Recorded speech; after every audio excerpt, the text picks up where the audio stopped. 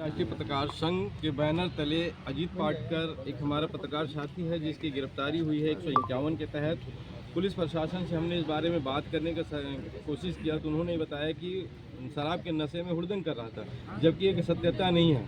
उनकी गिरफ्तारी की निंदा करते हैं पत्रकार संघ के भारतीय पत्रकार राष्ट्रीय संघ के बैनर तले सारे पत्रकार साथी इकट्ठा हुए हैं।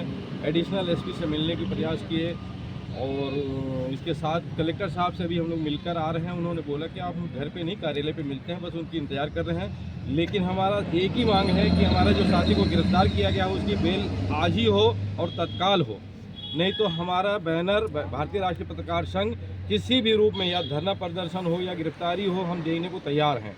हमारे साथी को आज ही बेल होना चाहिए, क्योंकि 151 शराब की हुड़दंग हमने कई बार थाने को सूचना देते हैं तो कोई कार्रवाई नहीं होती है, लेकिन हमारा पत्रकार साथी था तो तत्काल कार्रवाई हो गई। आखिर पत्रकारों पे यह अत्याचार कब तक होता रहेगा?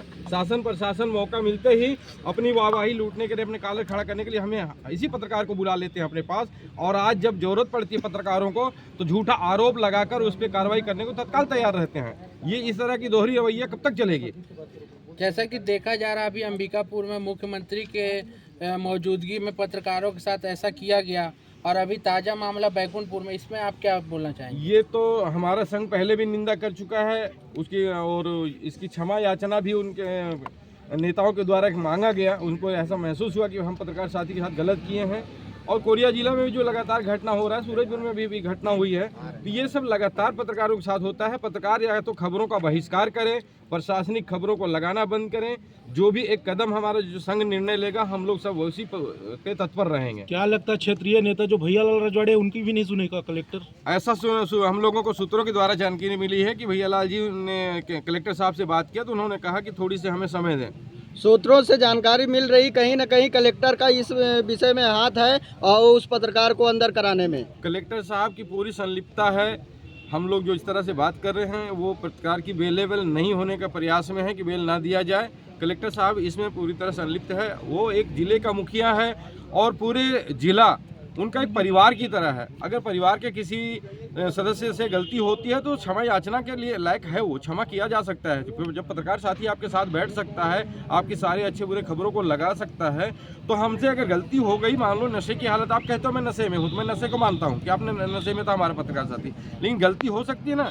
उनके बगैर गिरफ्तारी कर ली गई, उसके माता पिता, उसके किसी रिश्तेदारों को सूचना नहीं दिया गया। प्रशासन के द्वारा ये बताया गया कि भैयालाल जी को खबर दिया गया। भैयालाल जी फिर आप विष्णुदेव साहब जी को खबर दे दो ना भैया जी। कलेक्टर साहब के द्वारा जिस तरह स्क्रिप्टेड कहानी बनाकर और पत्रकारों के ऊपर कार्रवाई की जा रही है, 151 का धारा जो पुलिस प्रशासन अपने जेब में लेकर घूमती है, किसी के ऊपर भी लगा सकती है 151 की धारा, उन धाराओं में कार्रवाई करके जेल भेज देना, क्या लगता है आपको? ये घोर निंदनीय है, ये कार्य घोर निंदनीय कार्य है। हमने अभी प्रशासन को बताया कि कलेक्टर परिसर के पीछे, एसपी कार्यालय के पीछे दारुओं का अंबार, बाटलों का अंबार पड़ा हुआ है। वहाँ पे जब रात में लोग दारू पीते हैं, शराब पीते हैं, तो वहाँ पे क्यों नहीं जाके आप छापा मारते हो, क्यों नहीं कार्रवाई करते हो? एक पत्रकार साथी की सूचना मिली तो तुरंत कार्रवाई हो गई। यहाँ तक कि जेल में शराब की मुहैया कराई जा रही है, आज खबर लगी है। तो ये प्रशासन कहाँ जागती है? पत्रकारों पे जागती है। फुटेज की जांच कराई जाए तो दूध का दूध, पानी का पानी हो जाएगा। उस खबर में सीसी फुटेज को देख लिया जाए। प्रशासनिक अधिकारी अगर जाग जाए तो अपने क्या संघ पत्रकार सुरक्षा कानून की मांग करती है? लगातार पत्रकारों पर इस तरह हमले हो रहे हैं। भूपेश बघेल ने जिस तरह झूठा वादा किया था पत्रकार सुरक्षा कानून की, क्या उस पर आप फिर से अडिग रहेंगे?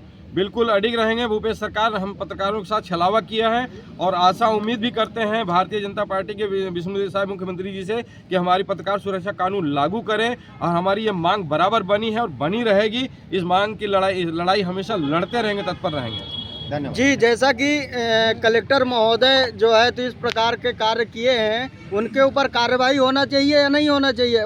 देखिए, ये तो जाँच का विषय है और प्रशासनिक IAS अधिकारी हैं, ये तो एक अलग बात है। पहले पुष्टि इस बात की हो जाए कि इन दोनों में वार्तालाप क्या हुई थी जी। या तो कलेक्टर साहब से मिलने के बाद पता चलेगा, या तो हमारा पत्रकार साथी बाहर आए तो पता चलेगा जी। जैसा कि अमित पाटकर के नाम पे FIR हुई है, अजीत पाटकर को उठाया गया है, उसमें बोलते त्रुटि हुई है, इस विषय में आप क्या कहेंगे?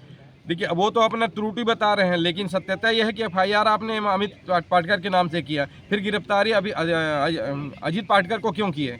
इसके मतलब कि आप अमित पाटकर को पहचानते नहीं हो, अजीत पाटकर को उठा के ले गए।